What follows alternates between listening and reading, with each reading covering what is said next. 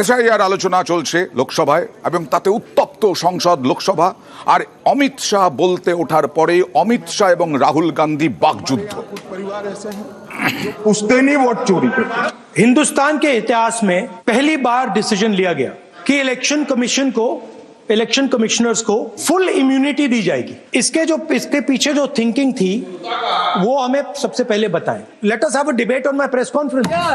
Let us go. Yes.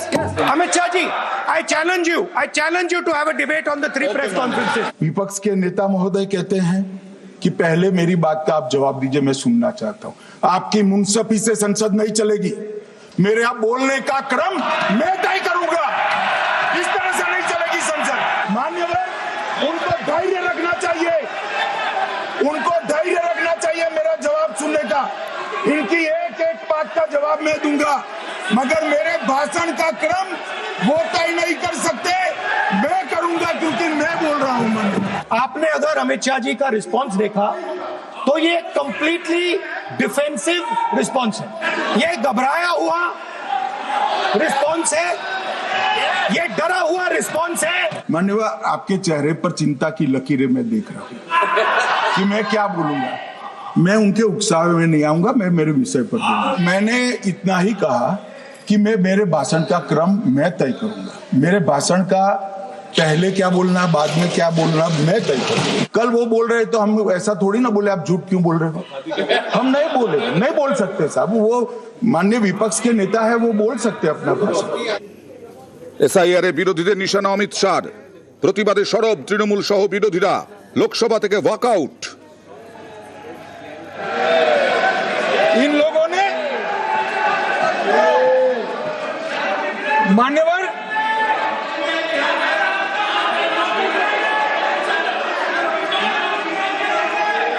गृह मंत्री जी एक बात का जवाब दे रहे हैं।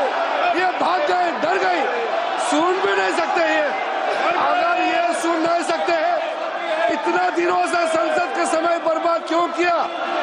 अगर सच्चाई नहीं सुन सकते तो इतना दिनों तक सरकार पर संसद का समय लोगों को रंग फैला करके क्यों समय बर्बाद किया? मान्यवर, ये 200 बार भी बहसकार करेंगे, एक भी अवैध घुसपैठियों को इस देश में हम वोट नहीं देंगे।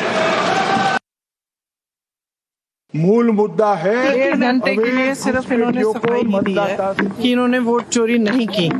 आप बताइए, सफाई कौन देता है इतनी लंबी? तो हमने पॉइंट्स रखे हैं, उसका जवाब नहीं दिया, एक एग्जाम्पल लेकर बोल रहे हैं, तो it is a completely defensive response. आपने उनका चेहरा तो देखा होगा। मैंने कहा था ट्रांसपेरेंट वोटर लिस्ट सबको दीजिए, उसके बारे में एक शब्द नहीं बोला। मैंने कहा कि ईवीएम का आर्किटेक्चर सबको दे दीजिए, उसके बारे में एक शब्द नहीं कहा। मैंने कहा था कि बीजेपी के नेता हरियाणा में और बिहार में वोट दे रहे हैं, उसके बारे में नहीं कहा। मेरे प्रेस कॉन्फ्रेंसेस में सॉलिड प्रूफ है, उसके बारे में कुछ बोला नहीं। যে প্রশ্নগুলো তোলা হয়েছিল সেগুলোর উত্তর না দিয়ে ও ন্যাংটা বিরোধীদের ব্যঙ্গ করতে লাগে, যেটা কোনো রেসপন্সিবল হোম মিনিস্টারের বলা উচিত নয়। এসআইআর নিয়ে যে আলোচনা ছিল তাতে উনি একবার মমতা বন্দ্যোপাধ্যায়ের নামও নিলেন। একবারই বলেছে যে অনেকে প্রতিবাদ করেছে, তার মধ্যে মমতা বন্দ্যোপাধ্যায় আছেন। সে তো করেইছে মমতা বন্দ্যোপাধ্যায়, সবাই জানে।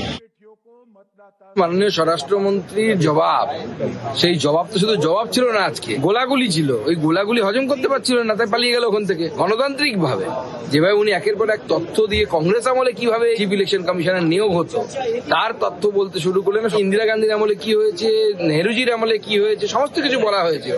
কংগ্রেস কিন্তু বা টিএমসি কে ওয়াক আউট করেনি। যেই মুহূর্তে মাননীয় গৃহমন্ত্রী অনুপ্রবেশকারী মুসলিম অনুপ্রবেশকারীদের কথা বললেন, সঙ্গে সঙ্গে কিন্তু টিএমসি থেকে শুরু করে সব পালাতে শুরু করে বেগম স্প্রে দিয়েছে। আসলাও পালাচ্ছে, অন্যরাও পালাচ্ছে।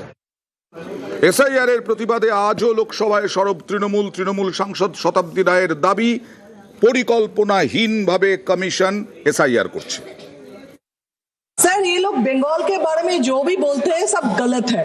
इनको कुछ भी पता नहीं है। सिर्फ इलेक्शन के टाइम ये नेता लोग दिल्ली पैसेंजर करके पहुंच जाते हैं और हर के आ जाते हैं। इस बार भी वही होगा, देख लेना। ये बॉर्डर है, इसलिए बांग्लादेशी घुस रहे। कहां से घुस रहे? बॉर्डर से।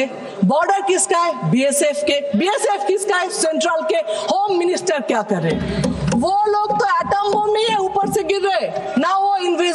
है। आधार कार्ड को अभी शरीर का अपेंडिसाइटिस बना दिया है, तो ठीक है, नहीं है तो फेंक को बाहर करके। मोहम्मद बिन तुगलक जैसा अचानक आ गया नोटबंदी, आपने क्या बोला जे इसमें ब्लैक मनी खत्म होगा, टेररिस्ट खत्म हुआ, क्या हुआ? हर दिन ब्लैक मनी मिल रही है। टेररिस्ट का बात तो मत ही करो। पहलगांव में क्या हुआ? दिल्ली में आपके नाक के ऊपर ब्लास्टिंग हुआ, मतलब टेररिस्ट खत्म कर नहीं पाए। इसका नया फॉर्मेट है SIR, ये भी टॉर्चर करके लोगों को मार रहे हो। इलेक्शन कमीशन ने वो जो 3 बातें थी ना, गलत बात नहीं सुनेंगे, गलत बात नहीं देखेंगे, गलत बात नहीं करेंगे, इसका नया फॉर्मेट लिया। क्या अपोजिशन जो भी करे उसको नहीं सुनेंगे? अरे वोट चोरी हो रहे नहीं देखेंगे, आप कुछ बोलो क्यों न्यूट्रल नहीं हो वो नहीं सुनेंगे।